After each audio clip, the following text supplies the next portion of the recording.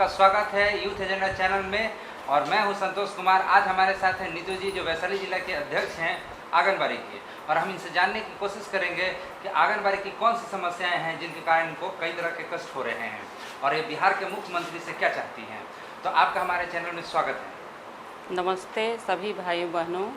हमारा मुख्य मेन 17 सूत्री हम लोगों को मांगी हैं, जो हम लोग सरकार से चाह रहे हैं। जो हम लोग का 4 घंटा का काम लिया जाता है और 4 घंटा लिखित में, और ऐसे हम लोग 12 घंटा क्या पूरे 24 घंटा अगर काम कम पड़ जाता है करने पे, तो हमारी सरकार से यह मांग है जो हम लोग को मानदेय दिया जाता है वो भी 1 साल, 1.5 साल, 2 साल की कटौती काट ली जाती है कि अभी नहीं आया है, अलॉटमेंट नहीं आ रहा है, आपको नहीं दिया जाएगा।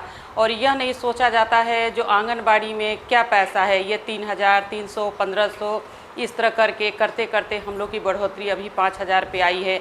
यह बताइए, मैं नीतीश कुमार जी से बात करना चाहती हूँ।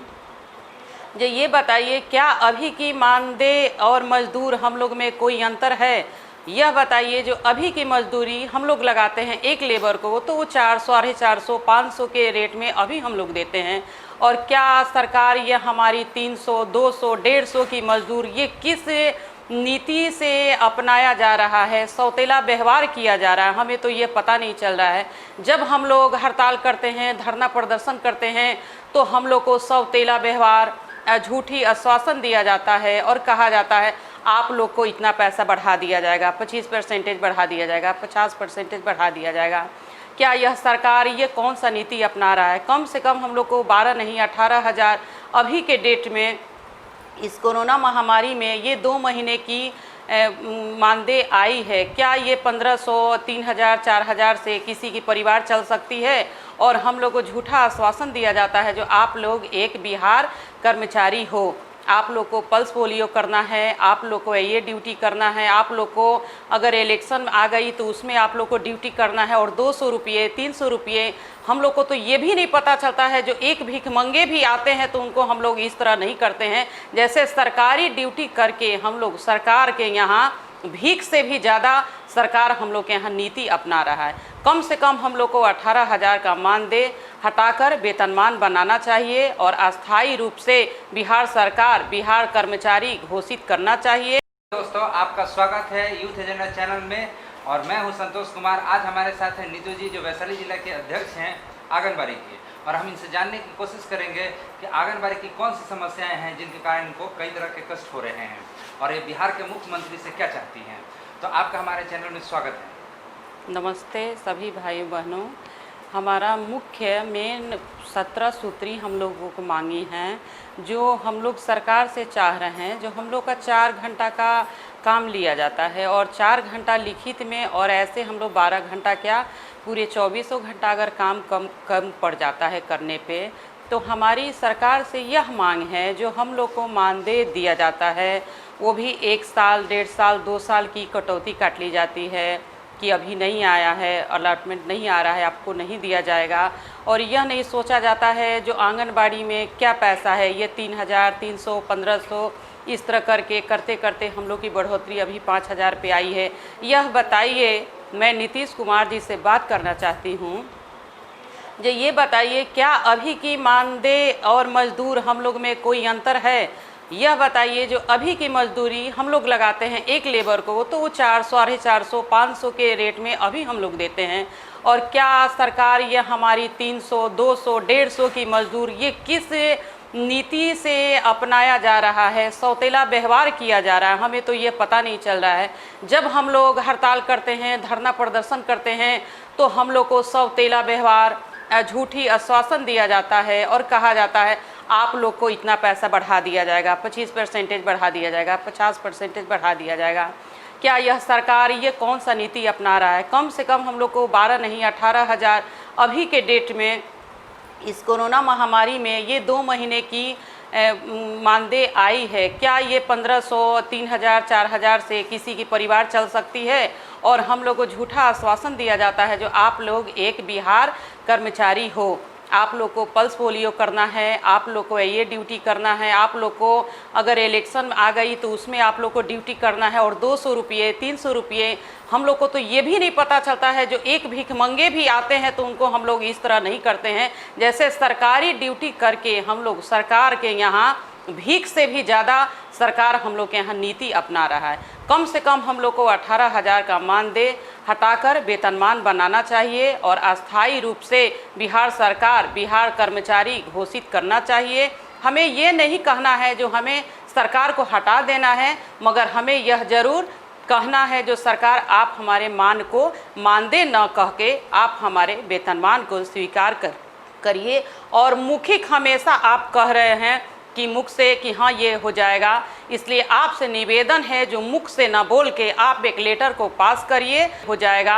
इसलिए आपसे निवेदन है जो मुख से ना बोल के आप एक लेटर को पास करिए, ताकि हम लोग आपको फूलों से माला से और आपको 5 साल और वोट बना कर देने के लिए हम लोग खुशी खुशी आपको यहीं पर रखें। और एक बात कहना चाहूँगी कि हम लोग को जैसे प्रमोशन होता है सहायिका से सेविका, सेविका से एलएस होती हैं, उस तरह का हर कोई का मनसा रहता है। सर अगर हम लोग को कोई चीज़ वार्ड में लड़ना है या कोई चीज़ का पद हासिल करना है तो होता है क्या कि नौकरी को इस्तीफा देकर और दूसरे में आप लड़िए। सर वैशाली जिला के जिलाध्यक्ष आप ये कहना चाहती हैं, सरकार से मांग करना चाहती हैं कि आपको चुनावी प्रक्रिया में भाग लेने का अधिकार दिया? जी बिल्कुल, चुनावी प्रचार भाग लेना चाहिए और ऐसा नहीं हो कि नौकरी को इस्तीफा देके, वो तो भाग की बात है। जो कोई विधाता किसी को कुछ लिख रखा है तो होने के बाद ही इस्तीफा दे, इसकी मंजूरी सरकार प्लीज़ प्लीज़ प्लीज़ हम लोग को मानदेय हटाकर वेतनमान बनाइए और हम लोग को अपने हक की लड़ाई लड़ने के लिए आप हमें लिखित करके यह लेटर प्रदान करिए। और हमारा काम जो आप ले रहे हैं 10 घंटे की 12 घंटे की और उपरांत जो काम ली जाती है, जैसे इलेक्शन ड्यूटी हो गया, स्कूल में कोरोना पेशेंट है आप उनकी जांच करिए, आप हमें क्या देते हैं? हम लोग तो अपने जान को हथेली में रख के हर चीज़ का ड्यूटी करने के लिए स्वीकार कर लेते हैं, मगर आप यह नहीं सोचते हैं क्या एक नारी शक्तिकरण आपके मानवों को रख कर ड्यूटी कर रही है, क्या इससे उसके परिवार उसके बच्चे चल सकते हैं? आज के डेट में इतनी महामारी है तभी भी सब सेविका और सहायिका हर काम कर रही है, मगर आप एक बार यह नहीं देखते हैं जो कहाँ कौन सेविका को क्या चाहिए नहीं चाहिए। और 5 साल में आप एक बार टॉफ़ी के जैसा देने के लिए शुरू कर देते हैं जो 400 रुपये हर एक महिला के खाता में जा रहा है। सर इसको आप रोक के आप हम लोग को अस्थायी व्यवस्था करिए, अस्थायी कर्मचारी घोषित करिए और हम लोग को हर तरह की इलेक्शन में प्रमोशन लेने की ड्यूटी दीजिए। जी हमारी 12-13 साल नौकरी हो गई 99 में। आपने जब ज्वाइन किया था उस समय आपको कितनी सैलरी मिलती थी? जी हमने तो जब ज्वाइनिंग किया था तो 1500 मिल रही थी, उसके बाद फिर सरकार से लड़ाई हुई हमारी तो 3000 हुई, उसके बाद फिर सरकार से लड़ाई हुई तो 4500 हुई, फिर इस तरह करते करते अभी 5500 रुपया 5500 और इस तरह 1-200 रुपया और कुछ मिल रहा है। सर आप ही बताइए क्या आज के डेट में किस मजदूर को 200 और 250 पे आप लगा सकते हैं? आप बिहार के जो माननीय मुख्यमंत्री नीतीश कुमार जी, उनसे आप मुख्य रूप से क्या चाहती हैं? वो क्या चीज़ है जो आप चाहती हैं कि वो आपको दे देंगे तो आप दिल से काम कर सकेंगी और जनता का अधिक से अधिक सेवा कर? हमारी अस्थायी रूप से बिहार सरकारी कर्मचारी घोषणा कर दी जाए, हमारे मानदेय को हटा के हमें वेतनमान बनाया जाए, हमें वो बिहार का हर सुख सुविधा सरकारी के रूप में हर चीज़ हमें दिया जाए और हमें एक और मौका भी दिया जाए जो अगर कोई इलेक्शन में वो प्रमोशन कुछ होना चाहती हैं तो वो अपने ड्यूटी को दरख्वास्त ना करते हुए प्रमोशन अगर हो जाती है तो बाद में कर सकती है। यह हमारी गुंजारिश है सरकार से। अभी जो बिहार में माननीय मुख्यमंत्री नीतीश कुमार जी की सरकार है जी, तो उनके व्यवहार से उनके कार्य क्षेत्र से आप संतुष्ट हैं? जी अभी उनके कार्य से हम संतुष्टि नहीं हैं। हमें तो अंधेरों में खोज ली जाती है कि सेविका कहाँ है, सहायिका कहाँ है काम सौंपने के लिए, मगर रोशनी में हम लोग चिल्ला के दम घूटते हैं। अभी कितना हड़ताल हुई, एक हमारी सेविका पटना की डेट कर गई, मगर ये नीतीश कुमार को, नीतीश बाबू को दिखाई नहीं दिया, जो इस उजाले में सेविका सहायिका इतनी बेचैनी से अपने ये 200-400 के ड्यूटी को प्रमोशन करना चाहती है, ये तो एकदम बिल्कुल छुप जाते हैं। और जब कोई काम आती है तो क्या है, तो अंधेरे में सेविका है तो उन्हें ही करना है। अन्य राज्यों में जैसे केरल वगैरह में बहुत अधिक सैलरी है, तो क्या आप उस तरह के तर्ज पे आप मांग करना चाहते जी, केरल में हो गया, मद्रास में हो गया, अभी झारखंड में भी बहुत चीज़ दिया जा रहा है, प्रोत्साहन राशि भी दिया जा रहा है। हम लोग को सरकार ऐसा कोई व्यवस्था नहीं कर रही है, ना कोई कुछ दे रही है, इसलिए रखे हुए हैं। हमें तो पता ही नहीं कि कौन से सेविका सहायिका बहन है, उन्हें पता भी है कि नहीं है, सिर्फ कार्य लेने के लिए ही पता रहता है। आज हमारे साथ पुष्पा जी हैं, जो महिला पर्यवेक्षिका हैं, और इनकी समस्याओं को हम लोग जानेंगे और देखेंगे कि बिहार सरकार से ये कौन कौन सी चीज़ें हैं जो मांग रही हैं। आपका हमारे चैनल में स्वागत है। नमस्ते दोस्तों, मेरा नाम पुष्पा कुमारी हुआ और मैं पूर्वी चंपारण से बोल रही हूँ। और सरकार से मेरी मुख्य मांगे हैं, जिसमें मेरा सबसे पहला मुख्य मांग है कि मेरा जो है अस्थायीकरण हो, और अस्थायीकरण करने के बाद जो है हमारा जो नियमित वेतनमान होना चाहिए। और दूसरी नंबर की जो सरकार द्वारा प्रशासनिक सेवाओं में जो हमें बार बार लगा दिया जाता है बिना सुरक्षा के, मतलब कहने के लिए हमारा ड्यूटी जो है 5 घंटे का है, लेकिन हम सभी महिला पर्यवेक्षिका अच्छी तरह जानते हैं कि हमारा जो ड्यूटी है वो 24 घंटा का है।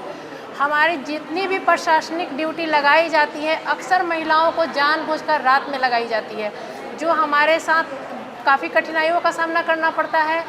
दूसरी नंबर की हमें कोई व्हीकल की सुविधा नहीं दी गई है। जो कार्य हमारे वरीय पदाधिकारी करते हैं उनसे बढ़कर हम लोगों से कार्य लिए जाते हैं, जो हम महिला पर्यवेक्षिकाओं के इतने अल्प मानदेय में काफ़ी कठिनाई होती है। और वो सबसे बड़ी बात यह है कि चलो अल्प मानदेय तो है ही, साथ में 1.5 साल और 2 साल पर हमारा मानदेय मिले, ये एक सबसे बड़ी समस्या है। आपने अगर हमारा मानदेय जो निर्धारित किया है वो समय पर तो मिल जाना चाहिए, जो वो हमें नहीं मिलता है।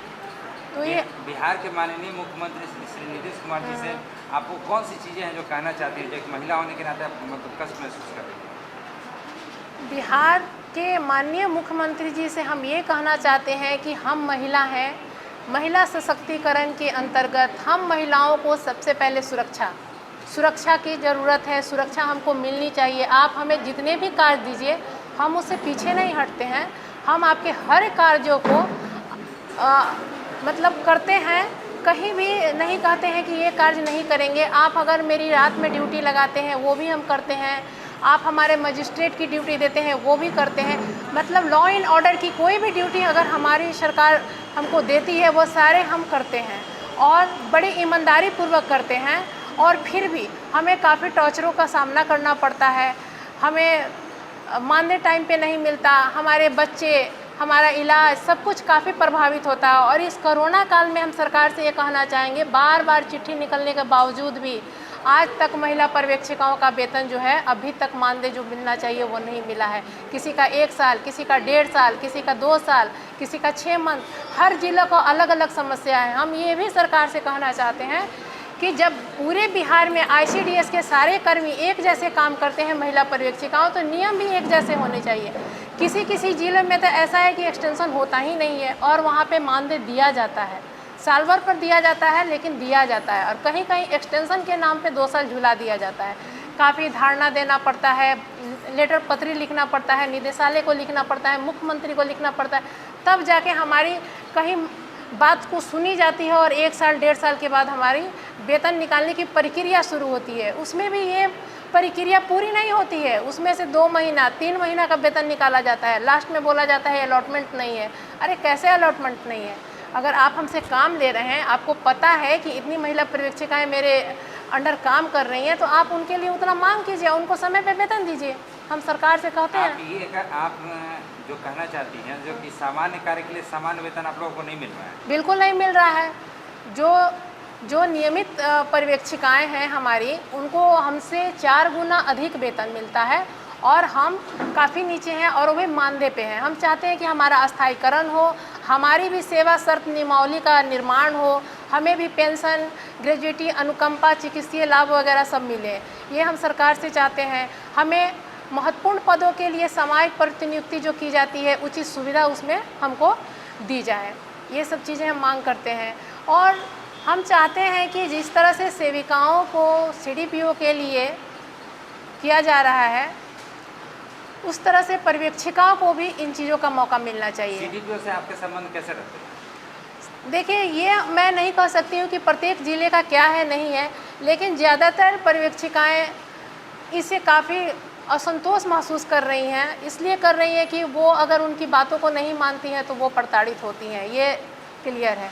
अगर उनके अनुसार अगर चलते हैं तो थोड़ा बहुत किसी को राहत है, अन्यथा नहीं है। और अवधि विस्तार के नाम पे तो सभी प्रताड़ित होते हैं।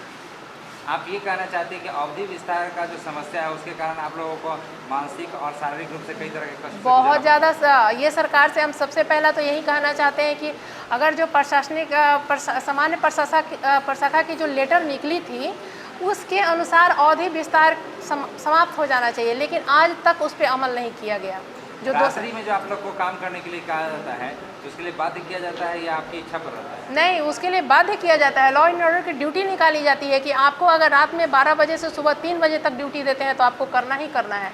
और वो भी छोड़ दीजिए, 8-8 घंटे की ड्यूटी एक महिला पर्यवेक्षिका को लगाई जाती है। तो आप माननीय मुख्यमंत्री से कहना चाहते हैं कि हम लोगों को रात्रि में ड्यूटी नहीं दिया जाए?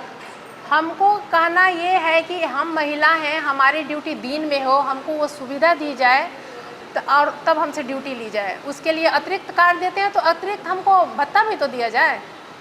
आप ये कहना चाहते हैं कि रात्रि में तो काम लिया जाता है लेकिन उसके बदले में कोई पैसा नहीं कोई भत्ता नहीं दिया जाता है। तो अभी अगर मान लीजिए सरकार ने आपकी मांगों की तरफ ध्यान नहीं दिया तो ऐसी स्थिति में आप किस रास्ते की तरफ चलना चाहेंगे? अगर हमारी मांगों पर सरकार ने अगर नहीं किया तो हम आंदोलन की तरफ बढ़ जाएंगे और हमारे आंदोलन, हमारी सभी महिला पर्यवेक्षिका इसका साथ देंगी क्योंकि सभी प्रताड़ित हो रही हैं। तो इसीलिए हम लोग आंदोलन करने पर बाध्य हो जाएंगे और हम लोग आंदोलन करेंगे। दोस्तों, आप देख रहे हैं यूथ चैनल लाइव। मैं हूं संतोष कुमार। आपका हमारे चैनल में मैडम स्वागत है। आप एक महिला पर्यवेक्षिका हैं, आपकी कौन कौन सी समस्याएं हैं? मेरे यहाँ तो बहुत सारी समस्याएं, इससे हम लोग बहुत दुखद होकर अपनी मीटिंग को एकत्रित होकर अपनी बहनें यहाँ पर अपने दुख को जाहिर कर रहे हैं। क्योंकि हमारी सरकार के यहाँ से ऐसी नीति बन गई है कि बस 2 घंटे 20 मिनट 25 मिनट आधे घंटे समय लगता है और मुझे कॉल होता है कि आज फलाने जगह वहाँ पे आपकी मीटिंग हो रही है और आप वहाँ जाइए। ये नहीं देखा जाता कि मेरे पास क्या साधन है, हम किस साधन से वहाँ जा सकते हैं और उस मीटिंग को सही समय पे उसको कर सकते हैं।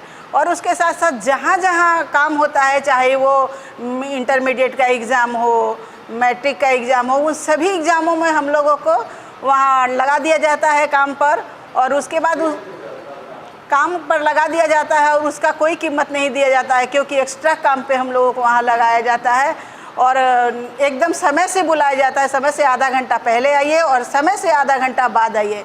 और डीबीटी का फिलहाल अभी जो काम हमारे मुख्यमंत्री के द्वारा ICDS निदेशालय के द्वारा किया जा रहा था, उस समय इतनी काफ़ी हम लोगों को बेचैन कर दिया गया कि रात और दिन एक करके जनता के यहाँ से अपनी सेविकाओं से दबाव भी या जैसे भी हो हम लोगों को काम कराना था डीबीटी का। हमने वो भी काम किया, फिर भी हम लोगों को हर समय प्रताड़ना मिलती है कि ये काम पूरा नहीं हुआ, आपको चयन मुक्त कर दिया जाएगा, वो काम नहीं हुआ चयन मुक्त कर दिया जाएगा।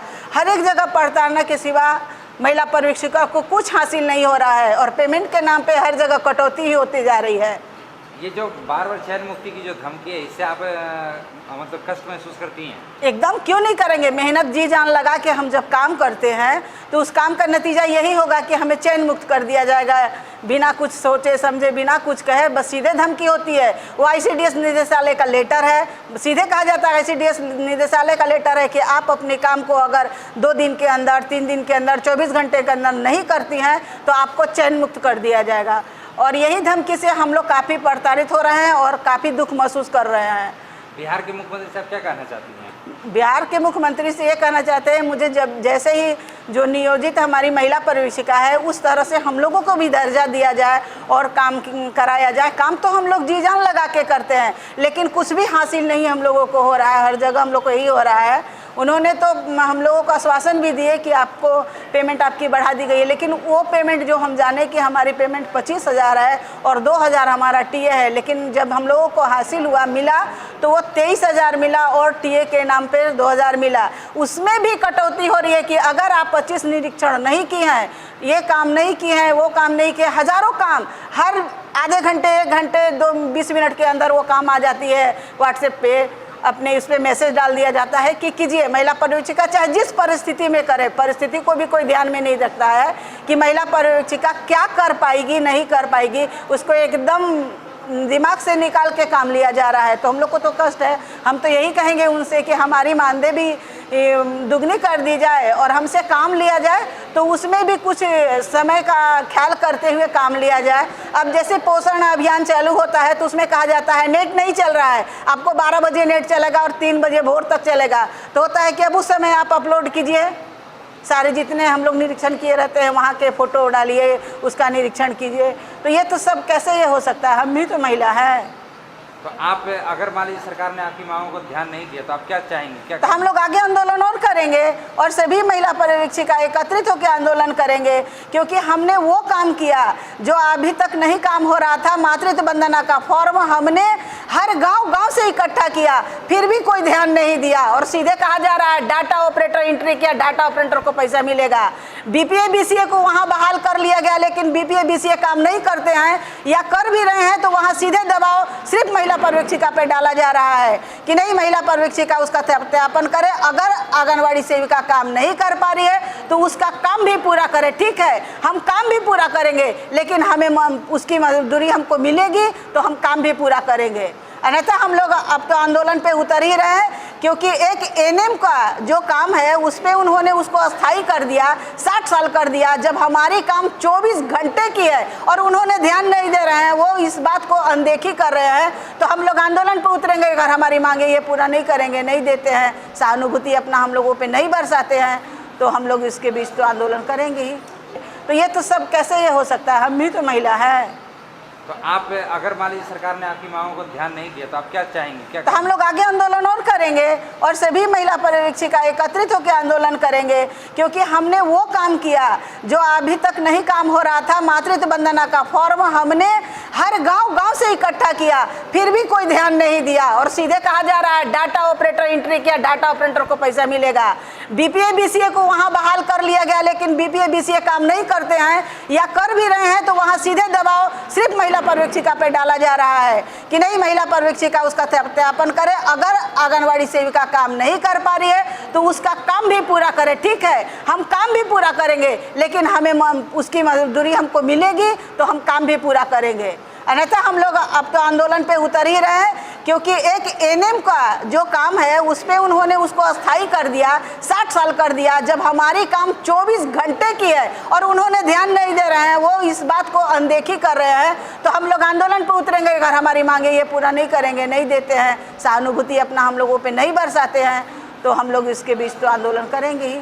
ये चुनाव का वर्ष है, चुनाव का माहौल है पूरे बिहार में, तो ऐसे वातावरण में आप लोग जो डिमांड कर रही हैं आपको क्या लगता है वो पूरा कर दिया जाएगा?